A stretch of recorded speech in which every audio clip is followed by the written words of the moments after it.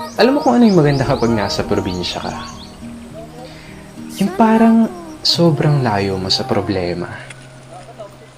Yung manghuni ng ibon, sariwang hangin, na kahit sobrang bigat ng pakiramdam mo, kapag naranasan mo tong mga to, biglang mawawala na lang.